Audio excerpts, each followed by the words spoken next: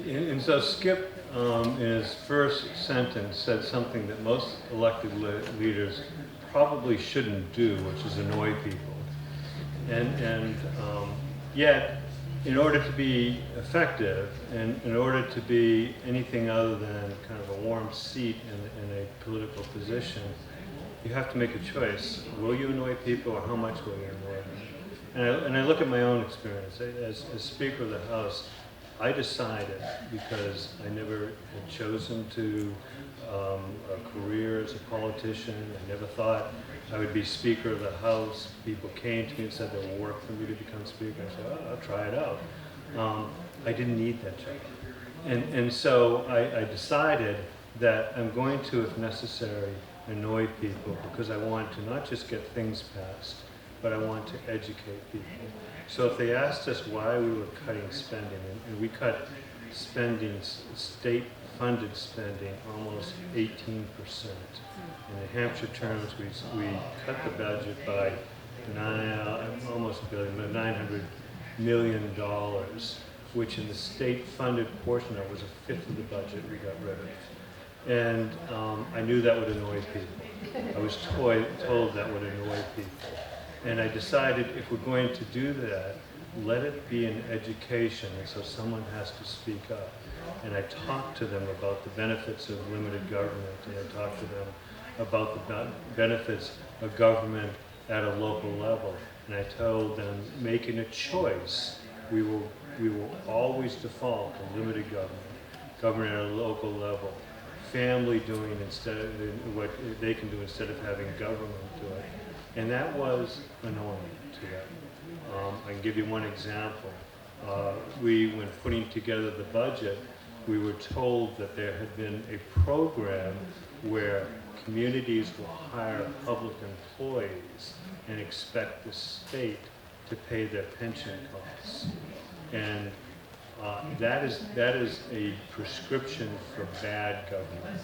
That's a prescription for allowing politicians to make spending decisions without making taxing decisions at the same time.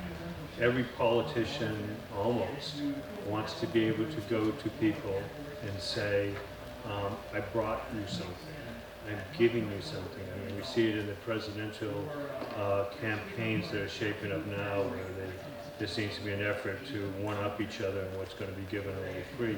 But they don't want to say, and oh, by the way, your property taxes are going up. So when we did that, when we took the portion of the public employee pension costs that we were paying, and we said to the communities, you pay it, and if you don't want to pay it, don't hire a public employee. There was a hue and a cry.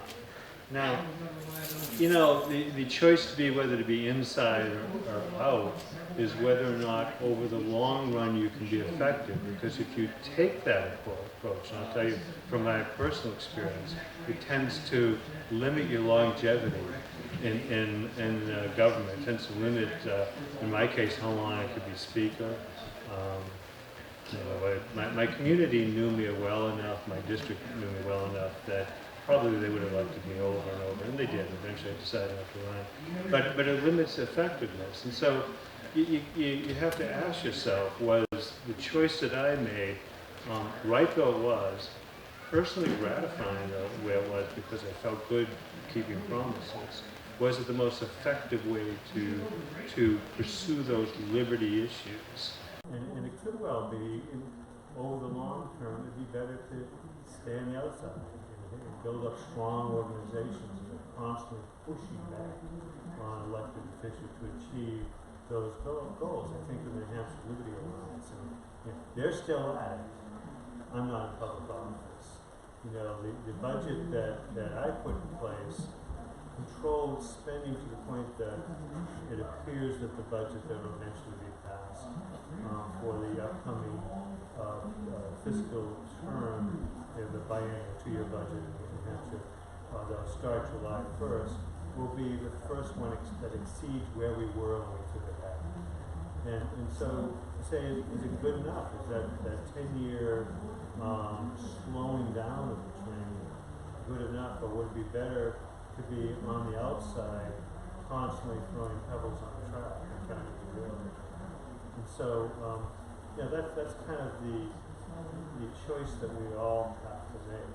One of the things that's really inviting about New Hampshire is that, unlike other states, political positions are wide open. With a 400-member legislature, if you get out and about in your community, if you talk to people, if maybe you have to run one or two times, but at some point you're likely to win. Now, that's not always the case. There's certain communities that essentially vote party. One of the things we did was redistricting, and I was looking at one of the districts in Portsmouth. In that district, if there was a Democrat running against anyone else, would give that Democrat 70% of the vote, no matter what. The term that's used in politics is positive voter votes. PDI was plus 20, over plus 20%. That being said, if you live in New Hampshire, you want to participate in government, it's virtually impossible not to be self-elected at some point. But that being said, how effective can you be? Can you at some point make the choices and stay in office? Or is it better to be on the outside, and better to think, if I want fiscally responsible government, I should participate in groups like granting state tax credits, build them up, think about 30 or 40 years if I could be involved, rather than maybe a limited amount of time where I can say, yeah, I did something, but then it's kind of empty, it just goes away. I'd like to say that we've outlasted a lot of politicians that we've targeted. I learned early on that Bill is right. One person can make a difference, even if it's just that one vote. Some of our races here in New Hampshire, as you probably well know, are that close. We have a track record of being able to deny certain people, especially state-level offices, because while they have to win 50% plus one, I only have to turn through Granite Rock about half to 1% of the viewership's perceptions of a candidate.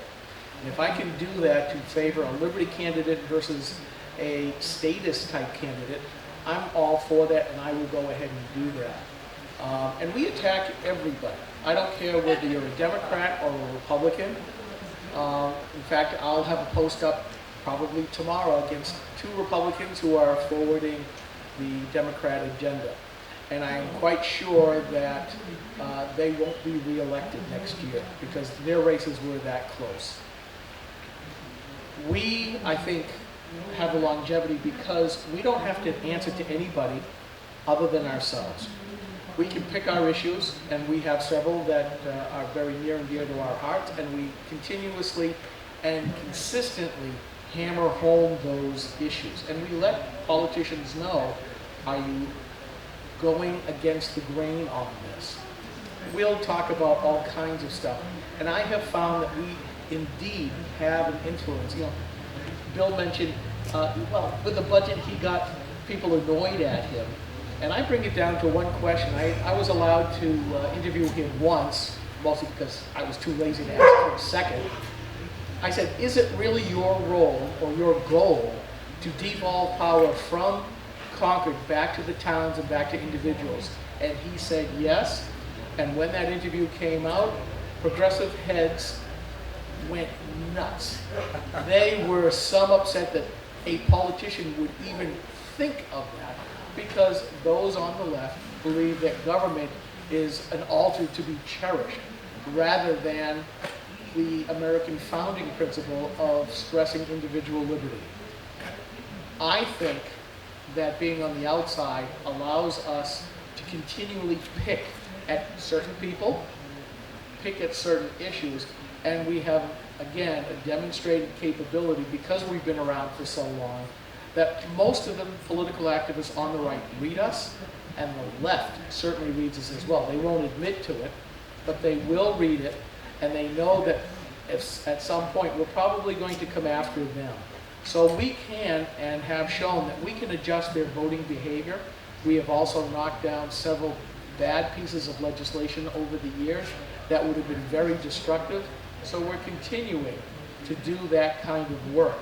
Now, we're not beholden to any other entity other than ourselves, but we do work with voluntarily other organizations whose issues align with ours at specific times. And I find that when we can make a story go round and round and round, we're most effective. We've got a couple of stories up to Rush Limbaugh, for instance.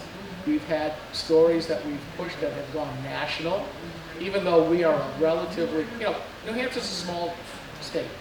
We are a relatively small blog in the grand scheme of things. But our target audience are those political activists here in the state. And I would say we cover them pretty much very well. As I said before, we're the fourth or fifth largest media site in New Hampshire. So even the media is taking note of what we're talking about. And we've changed the course of races, and we've changed the course of media reporting, mostly because we will report on things that are conservative that the other media sites won't. And I find that's a big lack of people who are looking for liberty and freedom type of issues that the mainstream media just doesn't care about. So I think we're more effective. Now, I am also inside, I am on the budget committee in town. And when Doug Lambert and I, who was my co-founder, we were on the budget committee, we had Guilford Grok, we had Granite Grok, we had a radio show, he had a newspaper column, I was writing lots of letters to the editors. We were both inside and outside saying, what's going on in town? What's all the dirty laundry? How dare you? We're all about the quality of life as we raise your taxes. And that's how we became effective to say, we'll play the game. We're just going to play it by rules that have nothing to do with what you think they should be. They tried to shut us up several different times, and we went, ha ha ha, this is going to be interesting. They're gone, we're not.